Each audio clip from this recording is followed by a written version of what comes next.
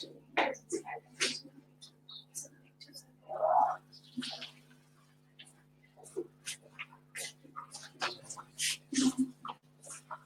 morning.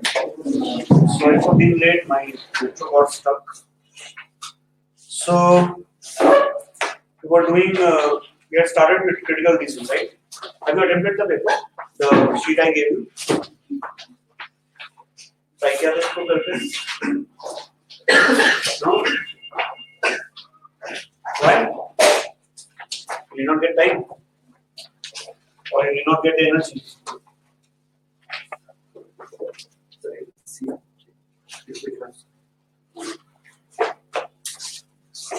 So it's very obvious that I'll have to make you solve these questions. So I did not solve it. You did some of them. Okay. Did you get the last question?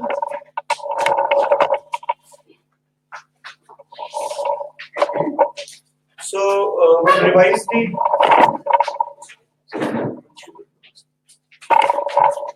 the concepts quickly, okay? 2 minutes, and then we will go to the questions.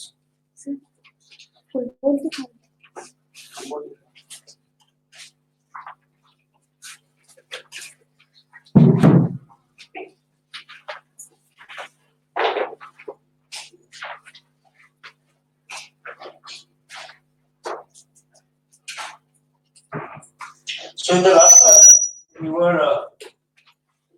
we had started something called critical reasoning, which is nothing else but another way of reading better. Right? If your critical reasoning is better, you can read better and you understand better, you interpret the given statements better. That is the idea. So in the last class, we had done words like what is a premise, we had done what is an assumption, and I had given you the basic definitions. And we had also done inference, and we had done what is a conclusion. So let's repeat the definitions. So we had done basic definitions like what is a premise. So we had discussed that premise is basically a basis given in the paragraph, which becomes the basis for the conclusion or inference. Conclusion is a deduction that is reasonably certain to follow from the given information. Inference is not certain, but it is likely to follow. Right? So if I say that Ram has a Mercedes and therefore he is rich, this is my conclusion. But what makes that conclusion possible is called assumption. Assumption is a missing link, right? Assumption is what I know, which makes my conclusion valid. So, suppose I say the global temperature is going up. This is a premise, this is a piece of information. And my conclusion is therefore, from here I come to this, therefore, we should burn less fossil fuel.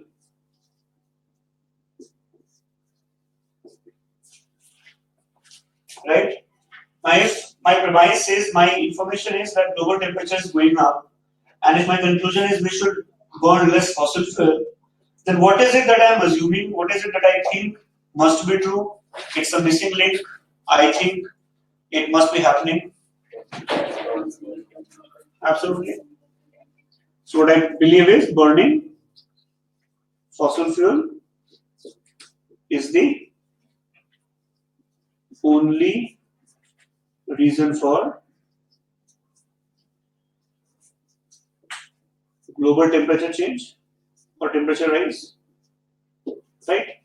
This hidden premise is called an assumption. We had done this in the last class. Inferences are likely to follow, but not certainly bound to follow. For example, if I say Ram is wearing a sweater, therefore it must be winter. I can't really say that. But is it likely to be winter if somebody is wearing a sweater? likely or certain? Likely. So if I see Ram carrying an umbrella and if I say it looks like it is rainy season, then it is likely. But is it certain? No. Certain means I have no doubt left. So if your fingerprints, if your presence, if your mobile location, everything is present in a murder case, then the judge can say it is reasonably certain that you are the murderer. But just because your fingerprint was found in that house where the dead body was recovered, can judge say you are the murderer? Judge can't say that. But is it likely that you might be the murderer? So we had done these 4 concepts in the last class. Now we add 2 more and then we would look at the questions. Okay? So 2 more concepts or 2 more kind of questions that we have to do. One is called strengthening the argument. Now,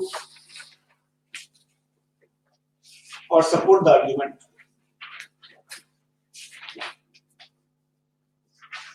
This is something you have to understand not only for RC but also for other areas. For example, how when you write a GK based mains answer or even when you write an essay, supporting the argument means what? You have to make the argument more convincing, can we say? So whenever we support or strengthen an argument, we are trying to make it more convincing, right? So let's see. Suppose there is a statement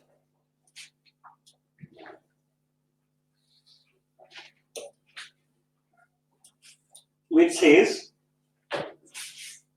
let's take an example.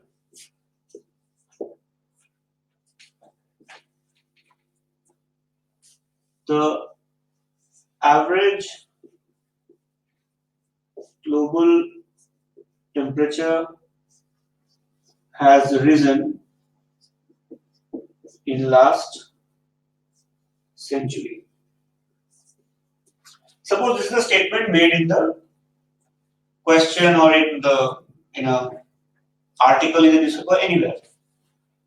That average global temperature has risen in last century. And there is an option which says the average global temperature went up by 0.002 degrees centigrade in last 100 years. Okay, so this is a statement. You have to find out whether this supports this statement or not. So would you say it supports? Or would you say it does not support? Temp is basically temperature, short for temperature. Supports? How do you know that? So on what basis can we say it is supporting?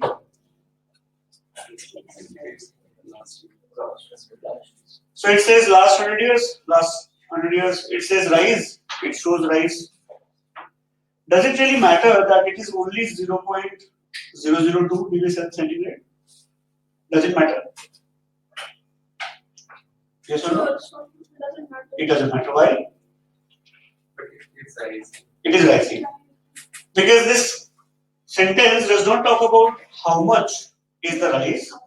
Any rise is rise. Correct? But suppose I change it to has risen and I add the word massively.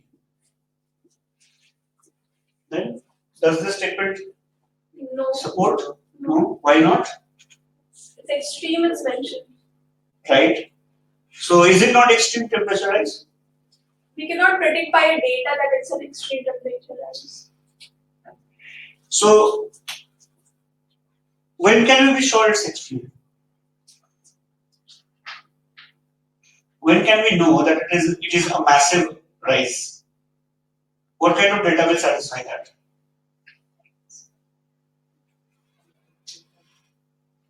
Not effects. When would you know the rise is massive?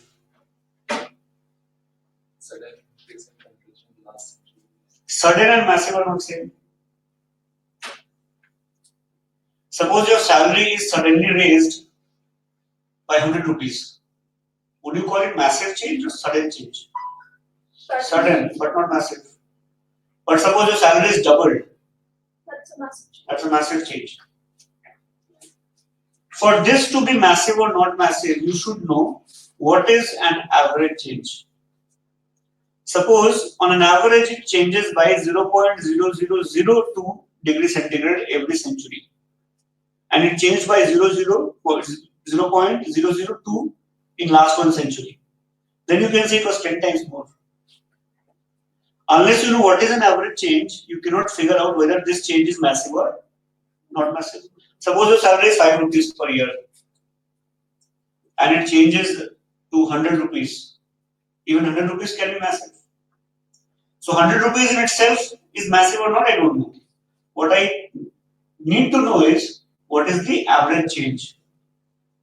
So suppose you eat 2 rotis every day and today you eat 8.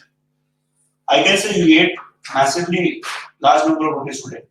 But suppose you eat 8 every day and you eat 8 today, then there is no change. So to be able to analyze data, you should, in this case, especially you should know what is an average change. Correct? Suppose I change it to reason rapidly. Now, is this data good enough? This is one of the very, very regular mistake I see when students write essays. Their statements and their examples don't match. Students have this habit of writing examples from what they have read or what they have been told in notes given to them or they buy from the market. So students are very happy to buy fact sheets from the market, 300 pages. They have all the facts in the world. So they know about all the data of India, abroad, the world. And they're like, now give me any essay topic I'll write. What they don't understand is the claim and the data must match. Students would write rapidly and then the data following the statement will be something else. That will not impress the reader. You have to find out what word are you using and how to support it. So if I say rapidly rising, has risen rapidly, then what does this data do to justice? Or what kind of data do I require for rapidly rising? What in the sense is it is a very Minute amount, you're making the same So mistake. one question is there. So is data's and the interpretation like massive rapidly be taken into consideration? Like you cannot take rapidly with the data. Data is not sure. No, you can. Why not? Of course, 100% you can do that. When I say rapidly, what do I mean? The rate of increase was more than what was average. 0.02 doesn't prove that the rate of increase was more than the average. Absolutely. That is the point. If I want to prove that something was rapid, I first of all should know what is the average rate. Once I know what is the average rate, I can figure out whether the current rate of change is rapid or not. For example, here if I had the statement, the average global temperature has changed by 0.02 degrees centigrade in place of 0.0002 degrees centigrade on average, I could have said rapid. Unless I know the rate, I can't justify rapid. This data cannot support. If it says massive, then I should know what is the average size of temperature increase. If it says rapid, I should know the rate. If it says minutely, suppose it had said in place of rapidly, it had said minutely.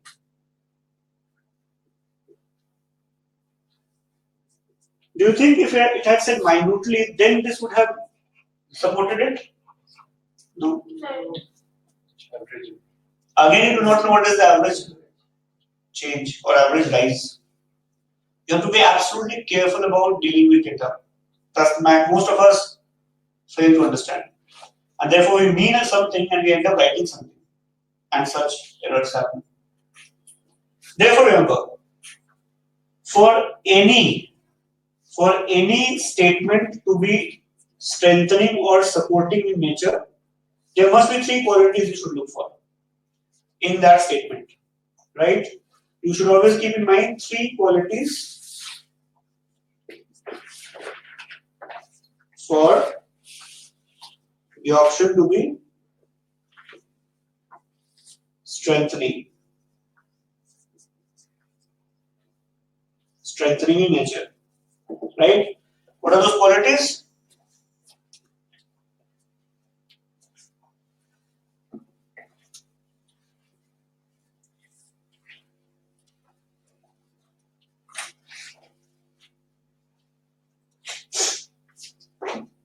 So those qualities are: one, the option should be for the main argument. When I say for the main argument, I hope you understand I mean must support the main argument. Correct? Second quality, the option must have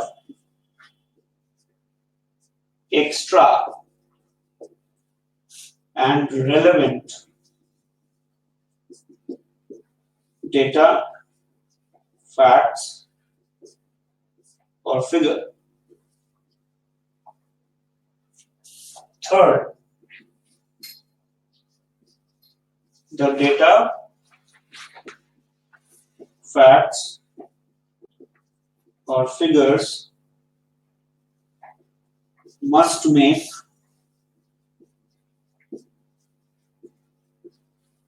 the main argument more convincing.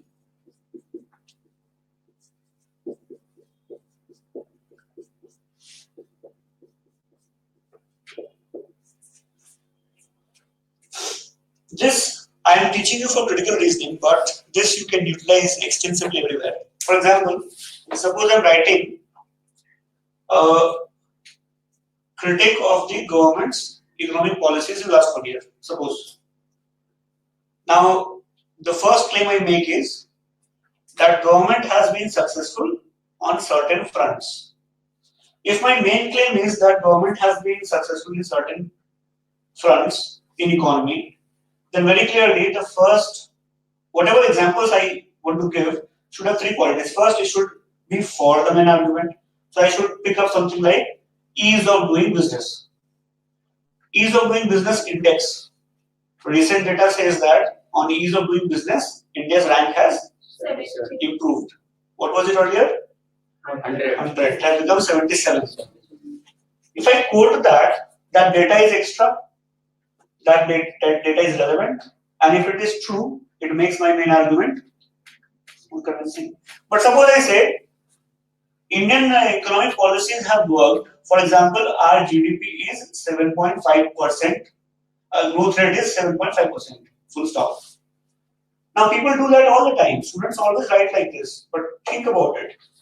What is your argument? That government economic policies are working. What is the data? That our GDP growth rate is 7.5. Now what does it do? If I look at this extra information, how is it relevant? 7.5 in isolation means what? Nothing. When my rank becomes from 100 to 77, I'm improving. But when my GDP growth rate is 7.5, what am I doing? Improving, not improving? Doing well, doing bad? But when I say it is now 7.5%, whereas it was 6.5% last year, that still makes sense. But if you only quote for the sake of it, suppose I say Indian government's economic policies are not working. For example, India's rank on global hunger index has fallen further. We are at 103 in place of 92 or 97 or 93. Hunger and economic policies are not really linked. Yes or no? A country can be doing well economically, but the money or the fruits are not getting distributed properly. So if people are hungry, it could be because of the failure of PDS system. It could be failure of people not being able to buy the right kind of food because they don't have access to money or the food itself, or any number of factors. So you have to choose what data to use. That should be not only extra, it should also be relevant. And how do you know it's relevant? It should make the main argument more convincing. That after reading the statement, the person should say, yes, this data makes it very, very clear that X is true. We would do this in the question right now, but you can utilize this anywhere else also. So whenever you want to support, always look for three qualities in your own argument. Correct? What if I have to negate it? What if I have to challenge it? Then I would look for three qualities again. What are those three qualities? I'm not writing it, but I'll ask you to write. So just write it down. Suppose I'm now negating an argument. Negate an argument means we are proving it false. How to negate an argument? So let me give you an example. Negate or weaken an argument. So let me give you two quick questions. First, suppose I ask you about your viewpoints on the Statue of Unity. Right? Do you support or not support the construction of the Statue of Unity? You support? Okay. Support means I want these three qualities in your answer. If you don't support, I want three qualities, which would be A, the option should be against the main argument.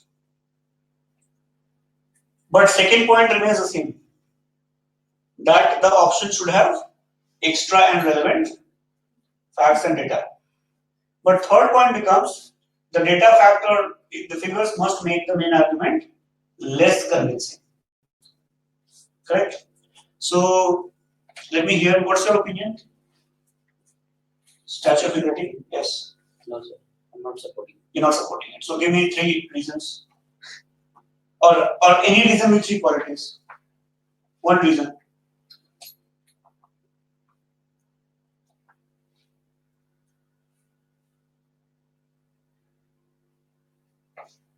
Suppose I ask you, this is the interview. You have to answer, right? And you have to answer in a convincing manner. You cannot say, I think the statue is located in a very remote corner of India. It should have been somewhere in the central place, like Connaught Place. You can't say that, can you? So give me a good reason. Why don't you support it? Sir अभी statue of unity बन रहा है, उसके बावजूद उसी reason में किसान जो है आत्महत्या कर रहे हैं, और जबकि सरदार पटेल जी किसानों के लिए सबसे पहला जो बरडोली में उन्होंने वो किया था, सत्याग्रह किया था, Right. उसकी सपोर्ट किया. Okay, so let's analyze his argument. He says, I'm not for the argument. I am against the argument that statue should have been built. Correct? Now he gives extra info. For example, Sardar Patel was for the farmers' welfare, and farmers there are not getting looked after properly. And therefore, his main argument that he is not for the statue is getting some kind of support. When you are doing your arguments, when you are writing your answers, always keep these three qualities in mind.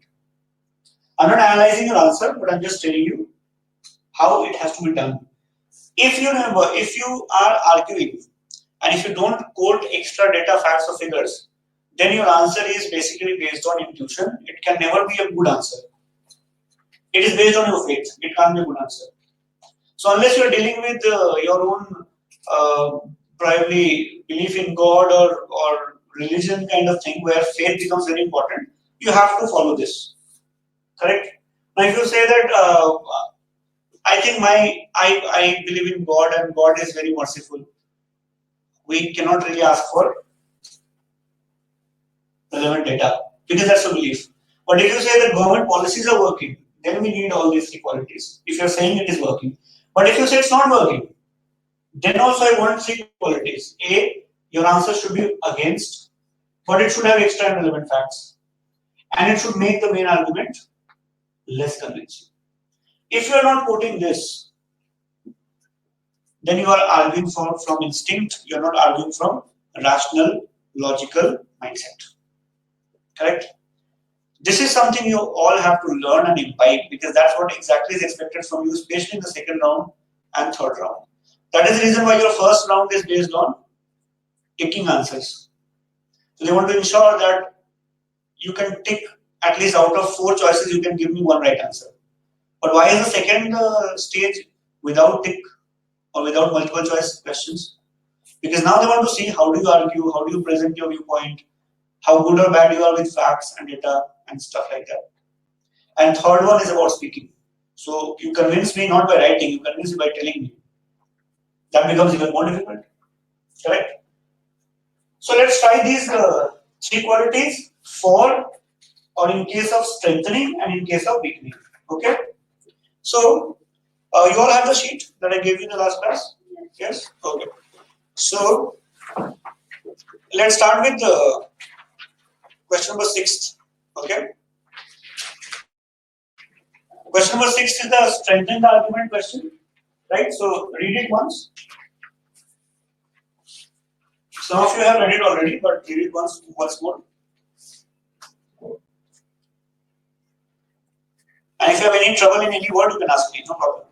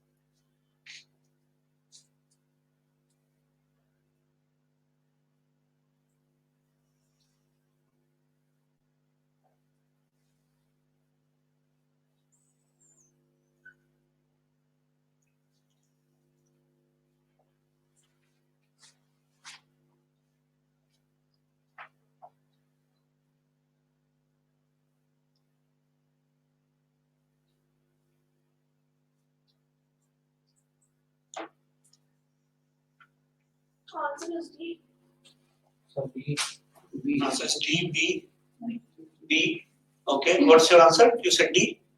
Okay. So again, next thing that we should try to now imbibe is summarizing. I told you in the last class.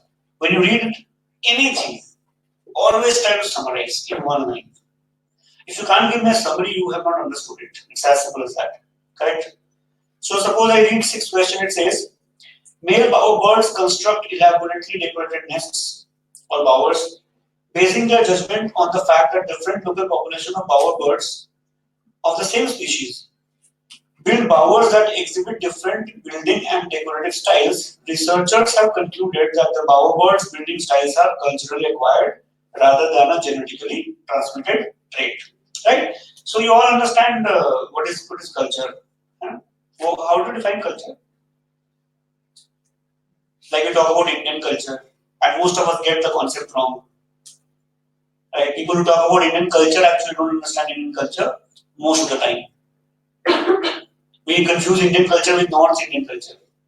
In most of our scheme of things, Northeast, South India, the upper part of India, they don't count. It's always the North India that counts. So that's the problem. So what is culture? Quickly. Anybody? What's your definition? Don't give me bookish definition. Tell me what you understand about it. So it's an identity. It can be. Anything more? Way of life. Good. Yes. What else? thought process, rituals. Thought process, rituals, modes, norms, customs, traditions. More importantly, belief system. Culture is primarily a belief system. For example, you would see people saying, "ये हमारा culture है."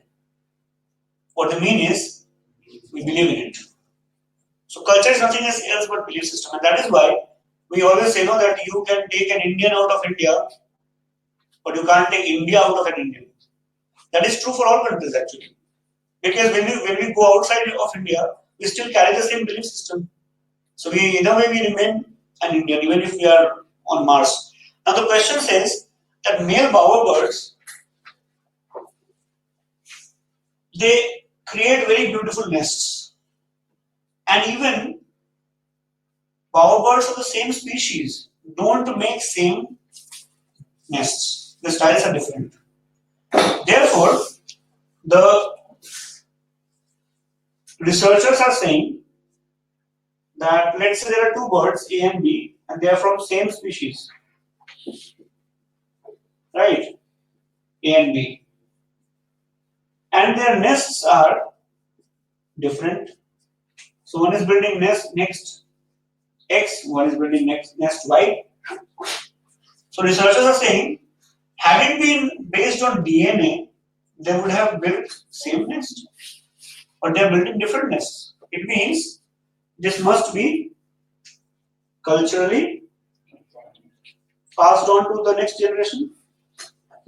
Had it been based on genes and genetics, they would have made the same nest.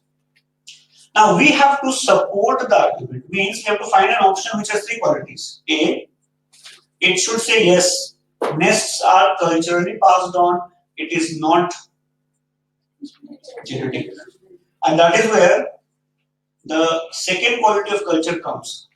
Culture is a learned behavior, not from the question. Otherwise, I'm telling you, culture has two qualities. It is belief, and it is also passed on through learning. How do you learn your father's and mother's culture? Not through genetics. It is by watching them, right? And therefore, usually we see that highly educated people have highly educated kids almost automatically because they learn. That's what culture is all about. So it says culturally passed on. We have to support it. Suppose my answer is fourth.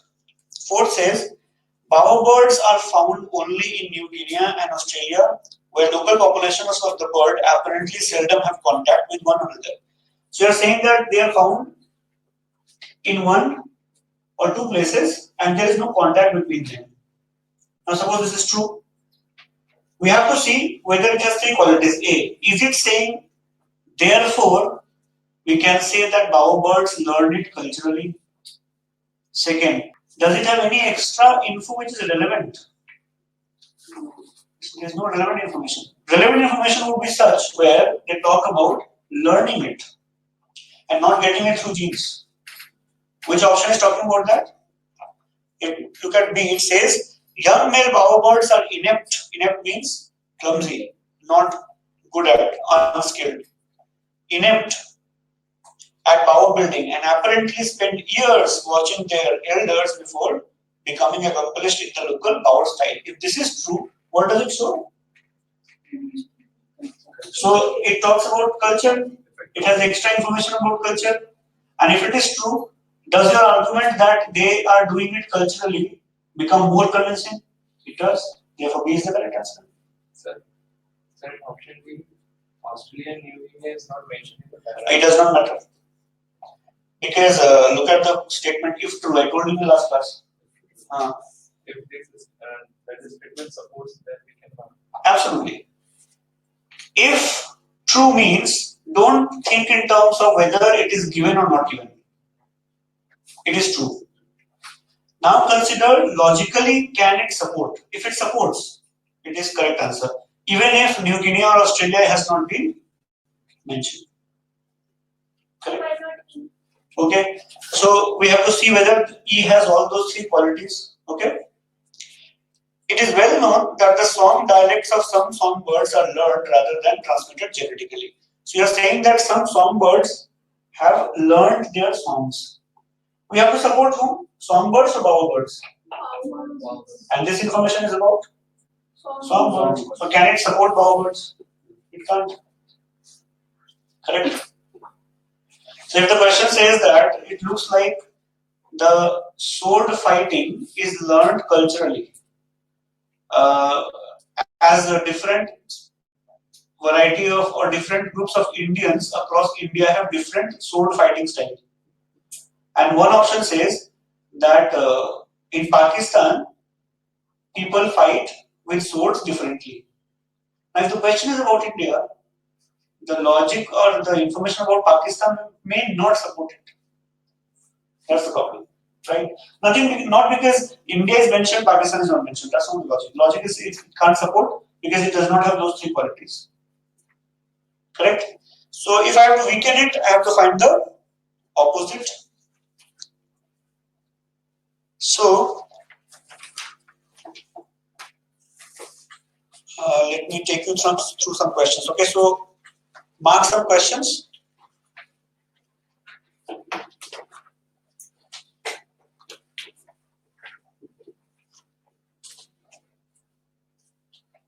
Question number 3. Let's do 5 questions.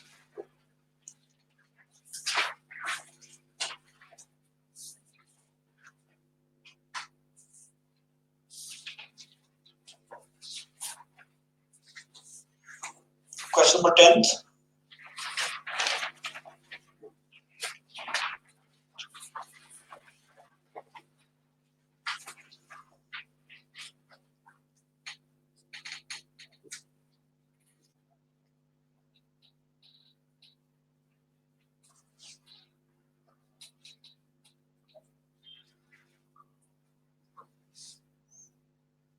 You can try question number 16th. 16th is slightly difficult, so read it properly.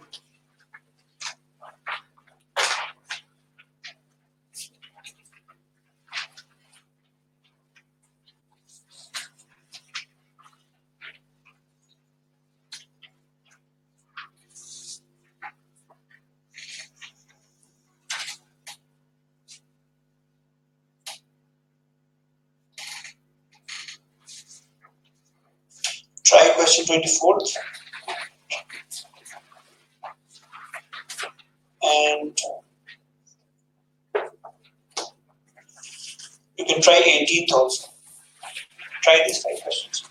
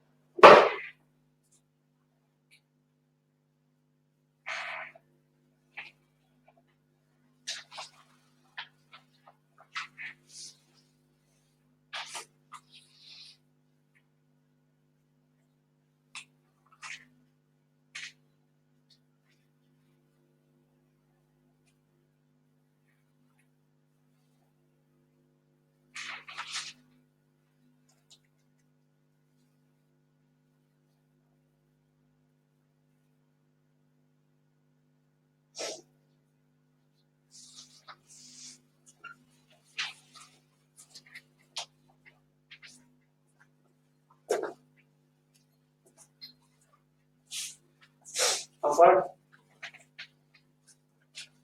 Yeah. Okay. Let me take you to question number 18 because I think you did not attempt that question. Question 18. Have you done the question 18? What's the answer?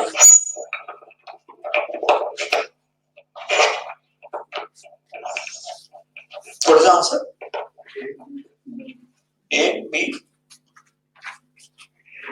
A, B. Any other answer?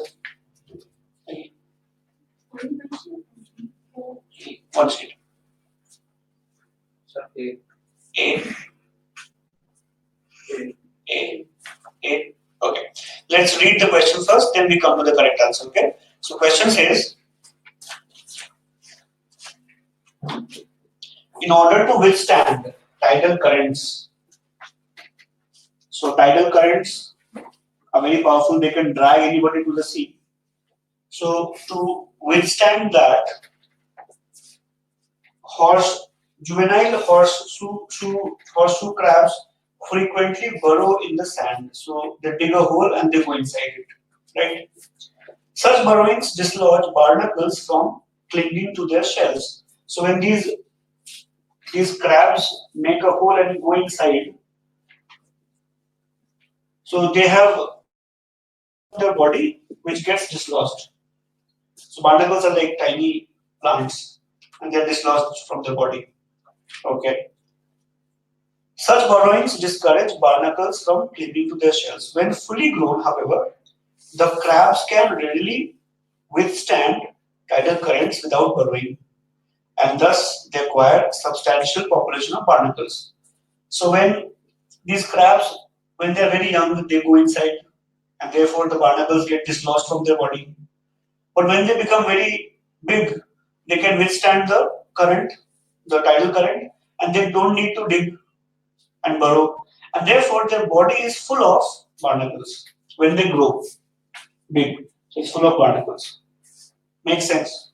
Now it says, surprisingly, in areas where tidal currents are very weak, juvenile horseshoe crabs are found not to have significant barnacle populations, even though they seldom burrow. Now understand, wherever it says the tidal current is weak, these small crabs, they don't burrow. So if they don't burrow, they should have more barnacles, but they don't have barnacles. So where they burrow, the sand dislodges the barnacles. But where there is no tidal current, they need not burrow, but even they don't have it. How is that possible? Question says, which of the following, if true, most helps to explain the surprising finding? So your job is to read every option, assume it is true, and then tell me which can explain in areas where there is no tidal current, how come these juvenile crabs don't have barnacles? They should have barnacles. So if borrowing is not taking away the barnacles, who is taking away the barnacles? My answer must have that explanation. So please read A and B again and check whether A and B can explain that.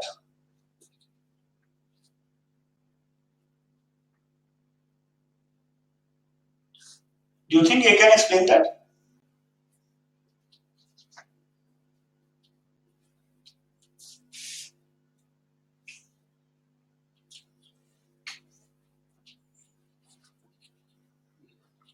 Can A or B explain that?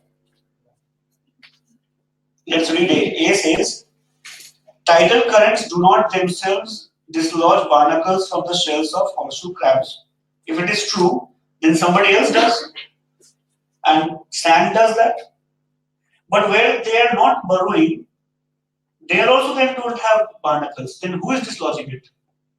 That can't be explained by one. I need an answer which explains how come juvenile horseshoe crabs don't have barnacles even where they don't burrow. I need a factor in my answer.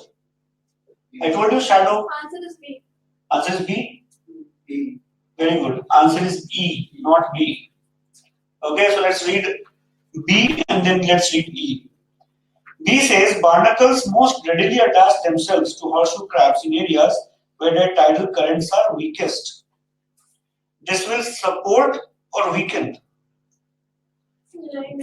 B says where tidal currents are weakest, barnacles attach themselves to horseshoe crabs. Then they should have more and more barnacles. We have to find out how come in areas where there is no tidal current, they don't have barnacles. Read E option. What does E say?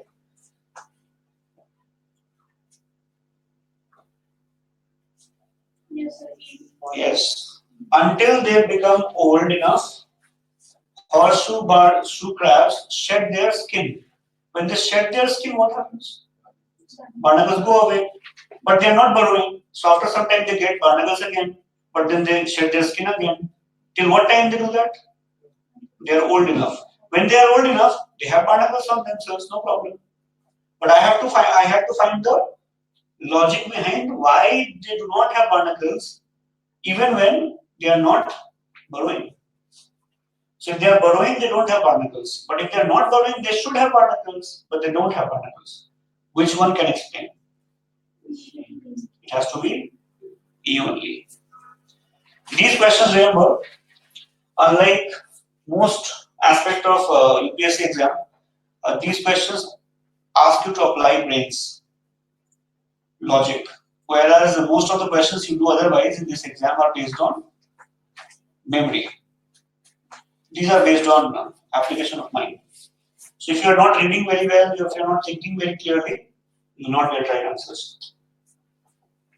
Correct? Did you understand why the answer is E and why not A and B? Okay. Let me take you to another question. It's an easy one. So this we have done yesterday, but let me ask you. Question number 8.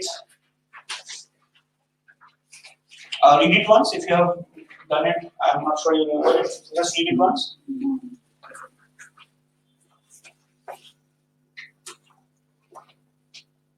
What's the answer? You give an answer. B. Bombay. Okay.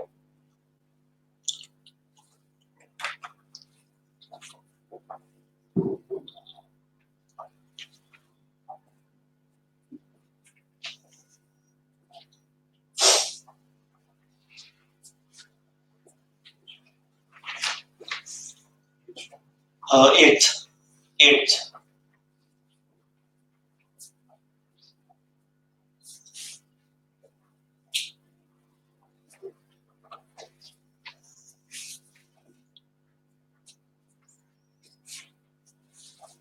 Answer is C.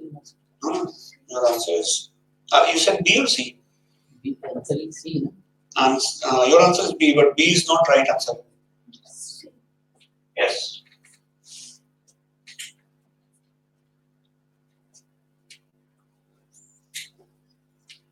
I told you yesterday that in majority of the cases, UPSC candidates become policymakers. They tend to advise, they tend to predict, whereas your job is to apply your mind only. Right? So see what question number 8 is saying.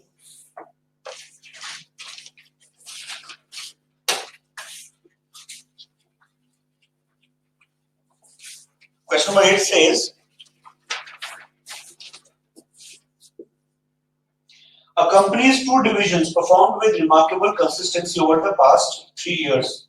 In each of those years, the pharmaceutical division has accounted for roughly 20% of dollar sales. So pharma has sold 20% of the total sale of the company. Total sale of the company. Correct? Suppose the entire company sold 100 crore rupees worth of goods. Pharma division sold 20 crore rupees worth of goods. But it says,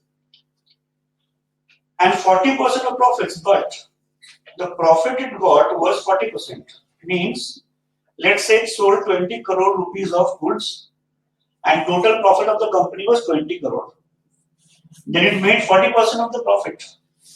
Means it made 40% of 20 crore, which is 8 crore was the profit. Whereas the rest was made by the other party, which was chemical division. So chemical sold how much? 80%. Rest. So 20% is by pharma, 80% is by chemical. And what is the profit? 60%? Because they made 40%, so they made 60%. 12 crore and 80 crore sales. Now look at this data. They sold 20 crore of goods and they made 8 crore in profit. They sold 80 crore rupees worth of goods and they made 12 crore in profit. What can you say at this moment? That this guy is selling less but earning more profit. This division is selling more but earning less profit. That's what C is saying. What is the question asking? Which of the following can properly be inferred? Inference means likely to follow. Properly inferred means certainly follow. So question is asking which of the following will certainly follow from the given information. Which one will follow from this information? It has to be option C. We have no information about why the profit is less. Why they made less profit, we have no information about. So we cannot comment. What is the rule? Rule is if you don't have information, you will not comment. So why is the profit less? Maybe they faced more competition. Maybe the employees did not work. Maybe the market was hard. Maybe the economic slowdown happened. Maybe the recession hit the country. What happened? I don't know. What I know for sure is that this division is making more profit. This division is making less profit vis-a-vis sales. That's all. We always infer based on information. We don't guess at all. Correct? So if you tell me that Ram worked 8 hours and he produced 200 rupees of goods, and Mohan worked 8 hours and he produced 60 rupees of goods, I don't know why it happened. What I can talk about is that Ram is more productive. Because that's all I know. I don't know beyond that. Correct? So did you understand 8th question? Yes, everybody? How about 10th? You made a mistake in 10th. Same mistake. C. Answer C. You answer, which one did you answer? C. I think you marked A, no? No, 62. 10th question. 8. Not 8th, I'm asking 10th question. What's the answer? A. A. Everybody A? Okay. I'm not A. You're not A? What's the answer? Mine is C. C. Okay. How about you? You're not done? Okay. Let me recollect. What is your background? I forgot your name. Sazia. And what's the background? Academic background? BSc. BSc. Then you should be able to understand such paragraphs better. What have you studied in BSc? Chemistry, botany. Okay. How good are you in economics? Do you understand economic topics and all? Not too bad. Because if you do not understand this question, it very clearly means that probably you have to work on your economics concept a bit, thoda sa, not much. These questions don't check your knowledge; they only check your reading ability. Can you understand? Okay. So let's look at question 10th. See, I'll tell you, this exam, if you're targeting, do not listen to others, okay? Do not listen to others in terms of what is to be read, which notes to be followed, which teacher to be attended to, which class you have to attend. First and foremost, you become 110% crystal clear with every concept. And for the best way to do that is, try to imagine that you're taking a class on that topic. Suppose you're learning what is GDP of India. Think that you're teaching a class of 50 people what is GDP of India. Can you explain 50 people's queries? If you can't explain, then you have memorized the definition only. You don't understand the concept. Correct? That is what. So you must have seen things like India's rank in GDP, PPP. India's rank right now is 3rd, right? In the world. What is PPP? Purchasing power parity. Define it. It says that how much goes with the basket of which you Absolutely. That's the definition. Explain it.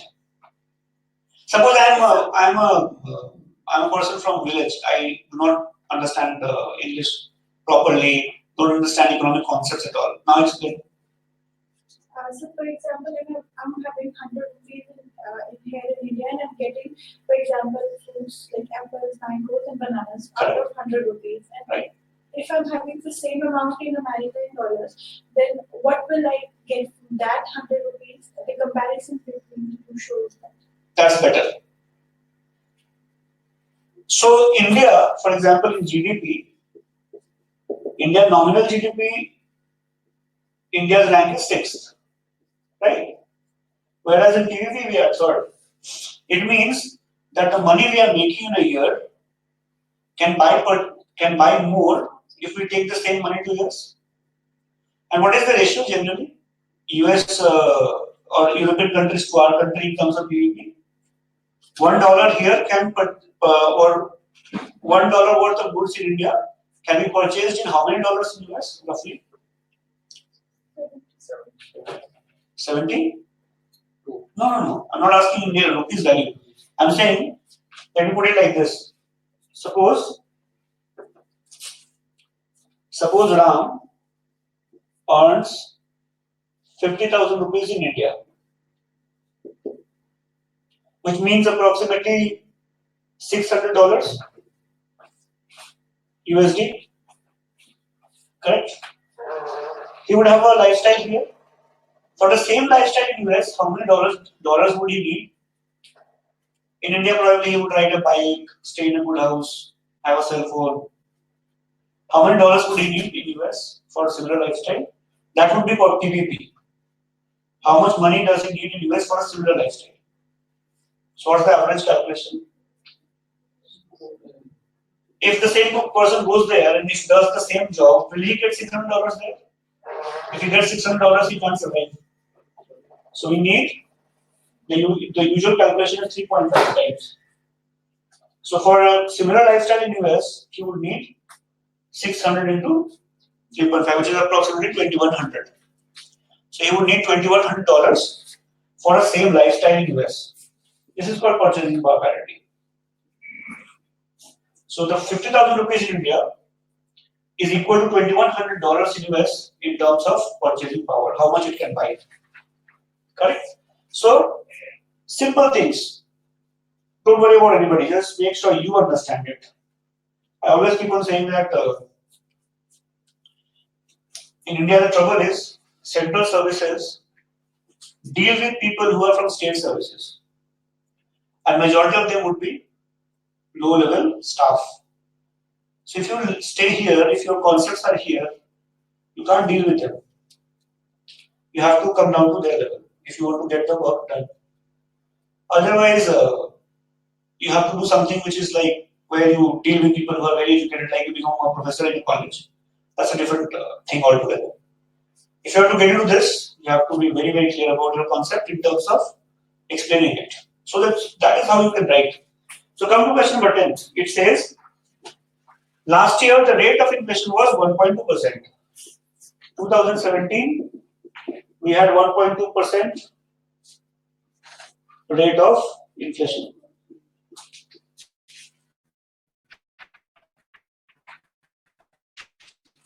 So the economy 1.2% price rise in 2008 down to 4%, basically rose up to 4% of inflation. That was the rate. Correct? Now it says we can conclude. Conclude means we are reasonably certain. Conclude means we are reasonably certain that inflation is on an upward trend and the rate will be still higher next year. Which means if I draw a graph, in 17, the inflation was at 1.2, in 18, it was at 4, and they are saying in 19, it would be somewhere here, maybe 7%. They are sure about it. How are they sure? We don't know. They are looking at the last 2 year data and they are saying agle saal to zyada hoga. Alright, they can say that. Let's read. Which of the following most seriously weakens the conclusion above? We have to find an option which says this prediction will not be true. Correct? Means our option should have 3 qualities. A, it should say no, it will not happen. Means it will be against the main argument. So mine is coming E because I marked as E. Okay, we'll read that. So let's revise. Our option should have 3 qualities. A, it should say no, it will not happen. Second, it should have extra and relevant data. And third, it should make it less convincing that it will happen. Correct? So let's read option A. The inflation figures were computed on the basis of a representative sample of economic data rather than all of the available data. They have used representative data, but even that data can be relevant. How do you know that data was not relevant? First. Second, even if the data is not relevant, is this extra information telling me that there will be no rise? What is the argument we are countering? That there will be a rise. What do we need in the answer? There will be no such rise. Is option 1 doing that? Is it saying that there will be no rise? Not at all. Now read E if you say so. E you said, right? Okay, let's read E. Government intervention cannot affect the rate of inflation to any significant degree. How is this challenging the fact that, or the conclusion that inflation will rise next year? See, understand what we need in the answer. Shadow answer banao pehle. What is the answer we need? We need an answer which says inflation will not rise next year. Correct? What is option E saying? Option E says government intervention cannot affect the rate of inflation. If it cannot affect, or it can affect, how does it challenge the idea that inflation will rise next year? What is the conclusion of the paragraph? Inflation will rise. What are we supposed to say? Not rise. How is E saying that? E is not saying that at all. हाँ, तुमने पहले answer सही किया था. You just said the correct answer. C. Okay, let's read. चलो सारे देखते हैं. Let's read D now. The 1.2% rate of inflation last year represented a 10-year low. If it represented a 10-year low, it means it should have been higher this year or higher half, and it can be higher next year also. We need an option which says next year it will not be higher. D cannot do that. Now let's see. Increase in the pay of some workers are tied to the level of inflation, and at an inflation rate of 4% or above, these pay raises constitute a force causing further inflation. If further inflation will happen, then next year the inflation will go up. So I hope you understand by elimination what is the correct answer. Now read B. B says, last year a dip in oil prices brought inflation temporarily below its recent stable annual level of 4%. Now understand, this is a very, very smart option, okay? So it says this. Suppose you look at data from 2018 downwards.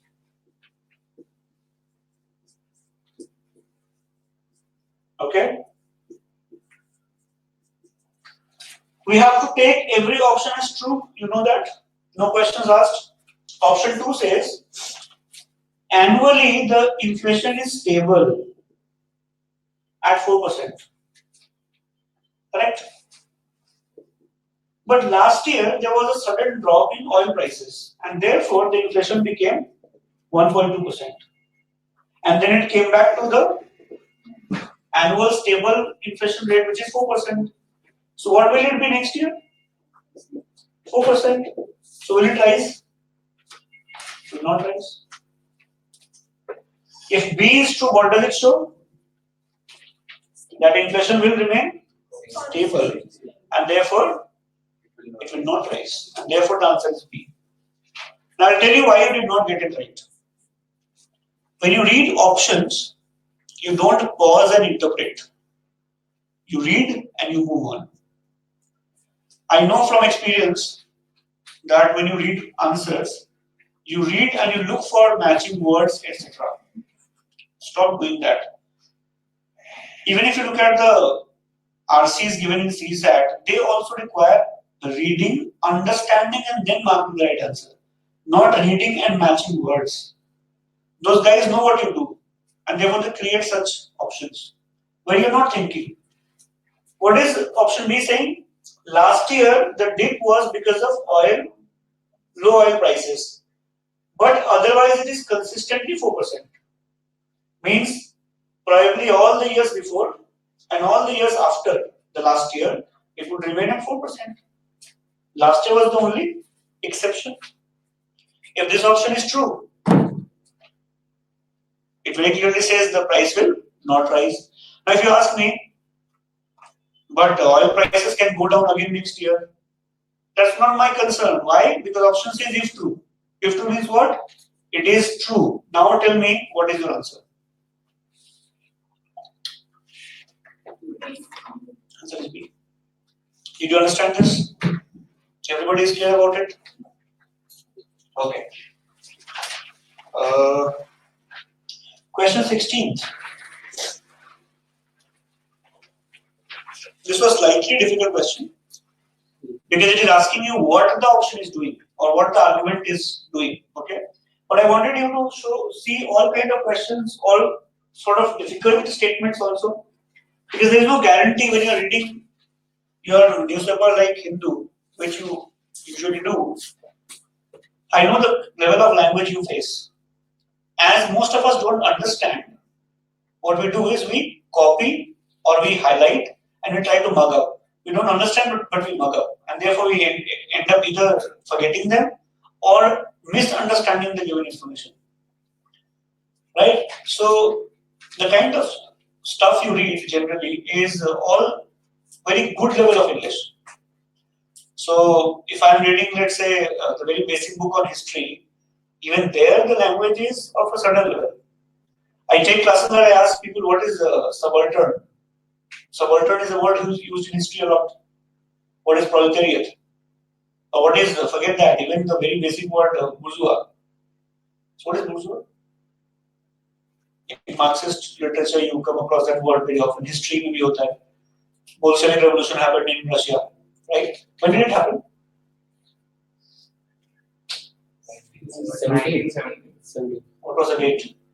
October. But it is called November Revolution or October Revolution. But it happened in November actually, according to the world calendar. But it was October in Russia. So it's called Bolshevik Revolution. So who are Bolsheviks? Okay, and who are bourgeois? So bourgeois are actually ruling class. Bourgeois are basically capitalists. And who are capitalists? How do you recognize them? So how would you know he is a capitalist or she is a capitalist? Suppose you are a communist, you have to kill somebody. Who control the production? Who controls, or who controlled rather, three things: capital, land, or labor. So who gave this theory of Marx? Karl Marx. Which country was it from? He was from Germany. Germany. Sure. Or was he from India? I was just wondering. No? He was from Germany? Sure. He was from Germany. And he gave this very important concept which led to a number of wars later. Okay. So when did World War II start? 59. Date. Date. Start the war.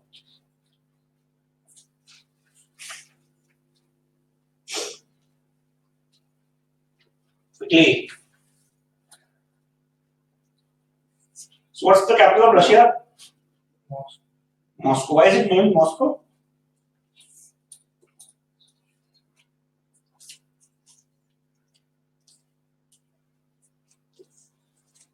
Moscow क्यों बोलते हैं?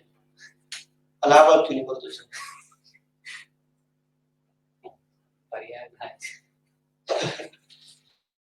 But Moscow because of the river by which it is situated. Which river? Moscow. Moscow. Usually GK is very fascinating, right? You get to know so much about the world. Though we Indians don't get to travel that much, but we get to know. So you would see whatever you are interested in, you remember more about it. Even in GK, you would be very good at certain things where your interest lies. Where interest does not lie, you become a little reluctant. You don't read much and therefore you don't know much.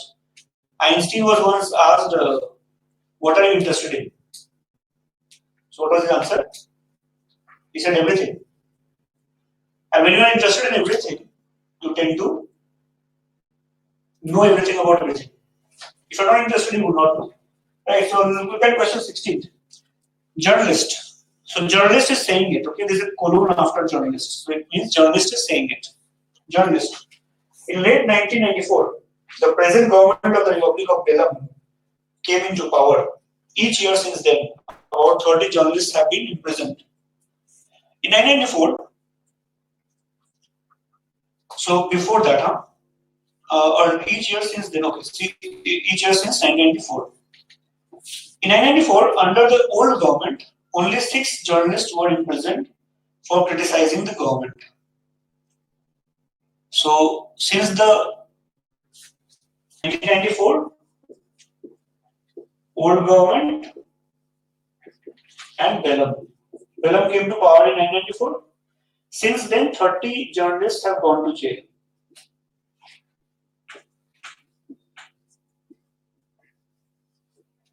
And old government had sent only 6 journalists. 6 journalists in prison. Okay. So the old government was more tolerant of criticism by the press, obviously from data. But in 1994, only 6 journalists criticized the government, and now journalists really do so. So now you are saying, but here pe statement it says, but in 1994, only 6 journalists criticized.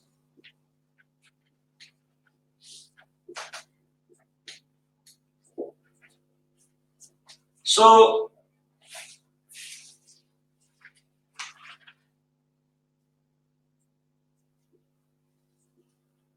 in 1994, only 6 journalists criticized, and they went to jail.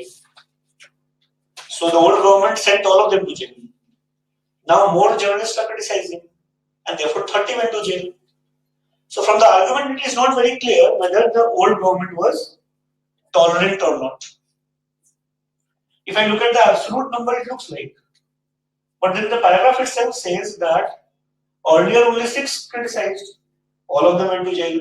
Now more people are criticizing, so probably more journalists are going to jail. So from the argument, it's not clear whether the old government was tolerant or not. It's not clear yet. So let's read the question. The politician challenges the journalist argument. Correct? So journalist said old government sent 6, new government sent 30. Politician says, but in 1994 only 6 criticized, now more are criticizing. The question says, the politician challenges the journalist argument by doing which of the following. So let's look at the options. Option 1 says, presenting data that extend further into the past than the journalist data. Is it going further or is it going from 1994? Right. So 1 can't be the answer. B, introducing evidence that undermines an assumption of the journalist's argument. Is he introducing evidence? He is introducing evidence. He is saying only 6 criticized. So the journalist says 6 versus 30, and this person says, but look at the new evidence. The new evidence is that only 6 criticized. So he is doing something new. So B can be considered. But let's read further. Questioning the accuracy of the evidence presented in support of the journalist's conclusion. Questioning the accuracy of the evidence presented in support of the journalist's conclusion. Now see, he says, you are saying 6 were imprisoned and now 30 were imprisoned. I think you marked C as well. So no. C nahi hoga. I think I have did mark that. I think I should have cross marked it. So let me just put it again. So he's saying accuracy. Accuracy means no, not 6, 5 went to jail or 28 were sent to jail. He's not doing that very clearly. Okay, move on. So C not really making sense. Now D, pointing out that the argument illegitimately draws the general conclusion on the basis of sample of only a few cases. He's not doing that. He's simply saying that you did not know that only 6 criticized, and now more people are criticizing. He's introducing something new. He's not saying illegitimate or not legitimate kind of thing. D is also option E. stating that the argument treats information about some members of the group as if it applied to all members of that group. It's not doing that at all. So what is the right answer? B for. When you read this question, initially you might feel that it's a very hard question. But if you start looking at the options one by one, it becomes easier. The option says that it's an assumption of the journalist argument. How can you prove it? Assumption means that statement is not given in the argument, but the journalist has used it. Correct? Suppose I say, let's take another example. Suppose I say that A and B both went to a marriage. And A ate 6 gulab jamun, whereas B ate 30 rasgullas. Nobody else could eat. Conclusion. Suppose I say that A ate only 6 gulab jamuns, B ate 30 rasgullas, and see, it's very clear that B is greedy. He does not care about others. Suppose I say this. What am I assuming? That 6 is less than 30. 6 is 5 times less than 30. Therefore, it's very obvious that B is greedy. But in this case. No. Let me explain this. First, understand this, then you would understand. Otherwise, you would not understand. Okay? On what basis am I saying B is greedy compared to A? Why am I saying he is greedy? Because I think 30 is a huge number. That's what I can question you on this. It's a. I have a doubt between B and C. So No. There is no doubt. Wait. First, understand this. I have not completed my argument yet. This says that B ate 30 rasgullas and therefore very clearly B is greedy. Do you have any idea how many gulab jamuns were there? What if only 6 gulab jamuns were there and A ate all of them? Then can we say A is also greedy? Yes or no? Same is happening here also. Journalist says that 6 journalists were imprisoned by old government and 30 by new. Therefore, very clearly, new government is more oppressive. On what basis are you saying new government was more oppressive? You are looking at the absolute number of journalists going to jail. Do you know how many journalists were there who were doing it? No. So, what is the assumption that the journalist is making? The journalist assumption is based on what? Number or something else? Number. How did we? C will not do that. Look at C. It says.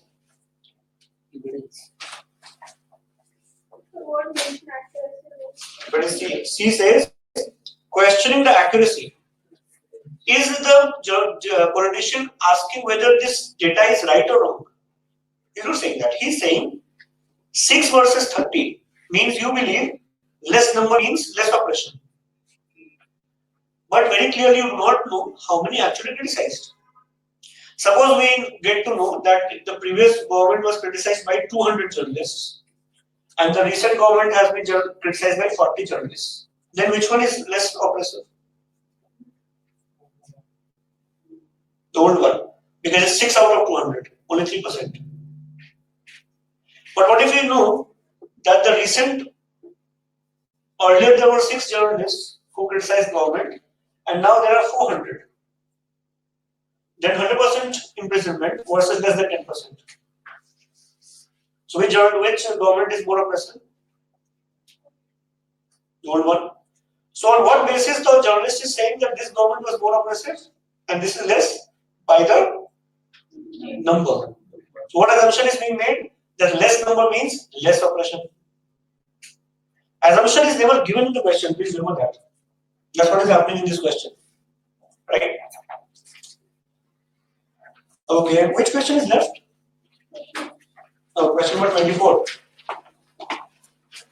Come to question number 24. This one was easy. What's your answer? Answer is B for Bombay. Except का question, I hope you have seen that. Except means 4 will do one thing and one option will not do that thing. Correct? Question says, a sudden increase in the production of elephant ivory on the Mediterranean coast of North Africa occurred in the 10th century. So it says,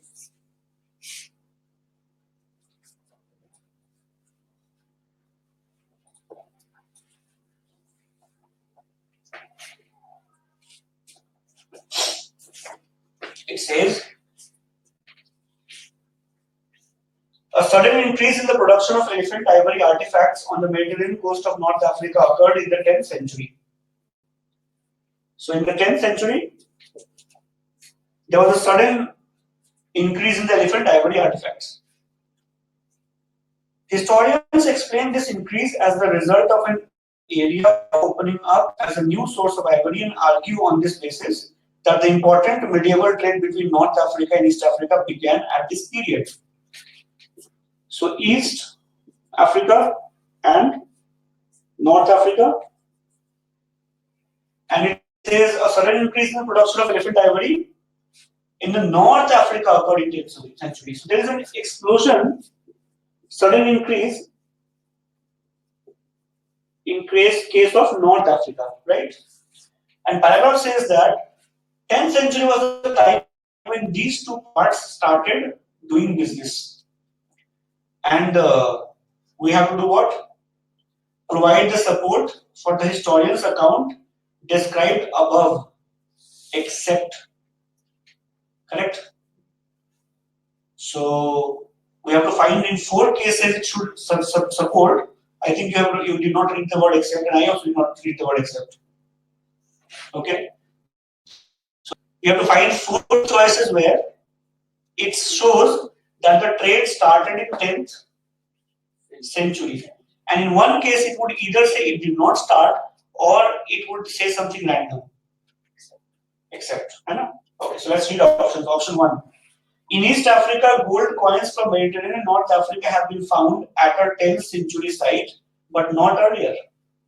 So in East Africa, if gold coins are found from 10th century, but not before. So the trade started when? 10th century. So option 1 very clearly shows that trade started in 10th century. B. The many surviving letters of the pre-10th century North African merchants include no mention of business transaction involving East Africa. Means, when did it start? After 10th century. This also supports. Third, excavations in East Africa reveal a 10th century change in architectural style to reflect North African patterns. So,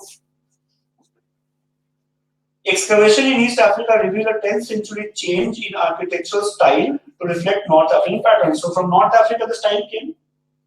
Though we have a small doubt here whether any excavation before that also showed that or not. But this is a little questionable but still may support. Fourth, documents from Mediterranean Europe and North Africa that date back earlier than the 10th century show knowledge of East African animals. If they knew about East African animals earlier than 10th century, then probably these people have gone there. But animal could have come from East also, without trade also. So it's only knowledge. So it does not prove trade or not trade. Okay. Fifth, East African carvings in the style characteristic of 10th century depicts sea-going vessels very different from those used by local sailors, but of a tribe common in the Mediterranean. So very clearly it also means that they got impacted by the style of North. So between these two, one says architecture changed, one says animals ka knowledge tha. Which one will show exchange of goods, trade, etc.? Knowledge of animals or architectural style change? Architectural style change. Because knowledge of animal can come from scientists, from animals themselves, they might come, or people might have seen them. But when would you change architectural style? Only when there is a huge impact. Now understand one more thing here. When I say fourth is my answer, am I saying 3 can't be my answer? I'm not saying that. But fourth is better than third. We are always going to do this. Right?